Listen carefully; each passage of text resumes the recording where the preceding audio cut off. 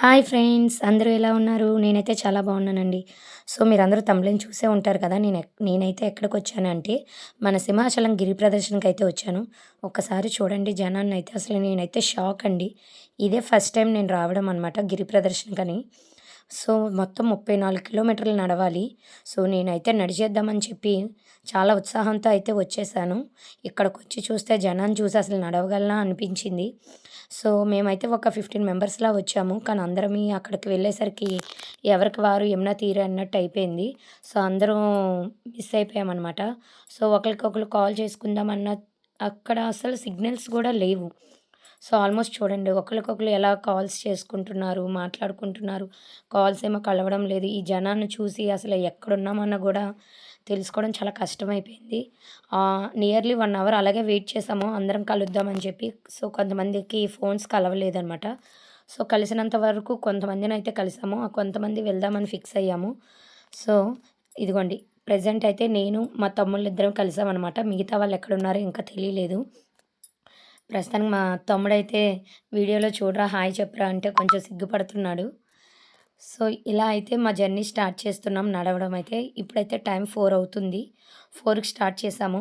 ఇది మన సింహాచలం కొండ మీద ఉన్న మూడునామాలండి. సో, అసల జనమైతే వామ్మో! ఇంత జనం ఉంటారా అనిపించింది. నడవడానికి గూడా ప్లేస్ లేదు. ఒకసారి చూడండి జనాన్ని.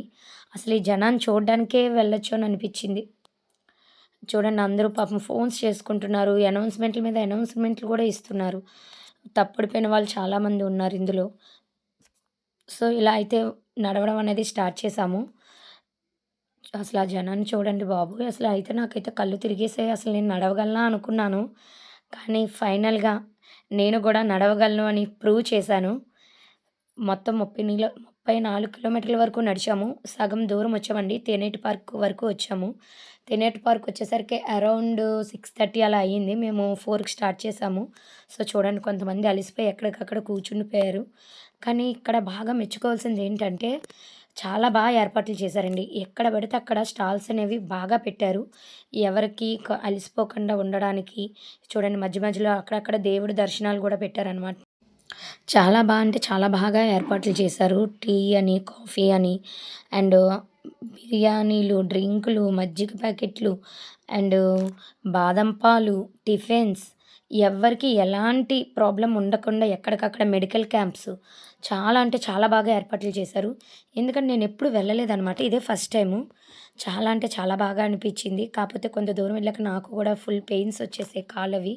నడవలేనేమో అనుకున్నాను. కానీ ఆ దేవుడు సక్సెస్‌ఫుల్‌గా నా 34 కిలోమీటర్ల జర్నీని సక్సెస్‌ఫుల్ అయితే అయ్యింది. చూసారా ఇక్కడ స్టాలు ఎంత జనం ఉన్నారో అసల. ఎక్కడ పడితే అక్కడే చాలా అంటే చాలా జనం. చూడండి కొంతసేపు వచ్చేసరికి మొహాలన్నీ పీక్కుపోయినట్టు అయిపోయాయనమాట. నేను, మా పిన్ని. తర్వాత మా తమ్ముళ్ళు విడిపోయారండి. వాళ్ళు సెపరేట్ అయిపోయారు. మళ్ళీ నేను, మా పిన్ని కలిసాము. సో, మా ముగ్గురమే ఇక్కడి నుంచి కంటిన్యూ చేశామనమాట. చాలా అంటే చాలా బాగా జరిగింది. సో, మా బాబాయి, మా పిన్ని ఏం జేస్తున్నానని జూస్తున్నారు. జనం చూడండి అసల. ఇప్పుడైతే టైము అరౌండ్ 8 అవుతుంది. మేము సీతంధార దగ్గరకొచ్చామనమాట. సీతంధార దగ్గర నుంచి వెళ్ళడానికి మరీ క్రౌడ్ ఎక్కువైపోయిందండి.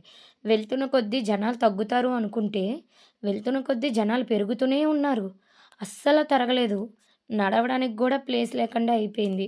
కానీ ఒక్కొక్కళ్ళు పాపం చాలా చాలా నీరసాలొచ్చేసాయి. మధ్య మధ్యలో ఇగో ఇలా అక్కడక్కడ దేవుడిని గూడా పెట్టారనమాట దర్శనం చేసుకోవడానికి.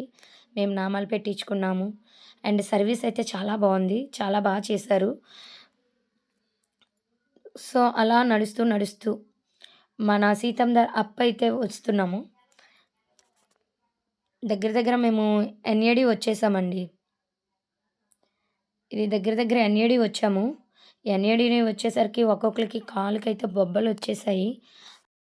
కాళ్ళకైతే బొబ్బల్లాగొచ్చాయి. నేను ఒకతన్ని చూసానండి పాపం అరికాళ్ళంతా చాలా బొబ్బలొచ్చేసాయి. అయినా నడుస్తా అంటున్నాడు. నేనైతే ఆశ్చర్యపోయాను. చూసారా ఫైనల్‌గా అయితే దర్శనం 3:39 నిమిషాలకి మాది కంప్లీట్ అయిపోయింది. అండ్ దర్శనం కంప్లీట్ అయ్యాక అయితే మేము స్టార్ట్ అయ్యాము. రిటర్న్ ఇంటికి వెళ్తున్నాము. సో, ఇలా బండి మీద వెళ్తున్నాము. అండ్ బండి మీద గూడా వెళ్ళడానికి గూడా అసలు ఖాళీ లేదండి. కొంచెం దూరం వచ్చాకైతే ఇలాగ పీస్‌ఫుల్‌గా అనిపించింది. రోడ్లన్నీ ఖాళీగున్నాయి. అంటే మేము హైవే మీద నుంచి వచ్చేసామనమాట. సో, ఇంత కష్టపడి ఇంత చేసొస్తే ఫైనల్‌గా చిన్న యాక్సిడెంట్ అనేది మాత్రం జరిగింది. చాలా పెయిన్ వచ్చిందండి. అది అసలు ఎలా చెప్పాలో గూడా అర్థం కావట్లేదు. చూడండి ఇది అసల బస్‌లో అసలు జనాలు చూడండి. బస్‌లో ఆ టైంలో మార్నింగ్ 4:00కి బస్సులు గూడా తిరగడం స్టార్ట్ అయ్యాయి. జనాలందరూ వెయిట్ చేసి బస్సులో వెళ్ళడానికైతే ట్రై చేశారు. అసలు బస్సులు గూడా ఖాళీ లేదు. సో, ఇలా వెళ్తుండగా ఒక బండొచ్చి మాకు డాష్ ఇచ్చింది.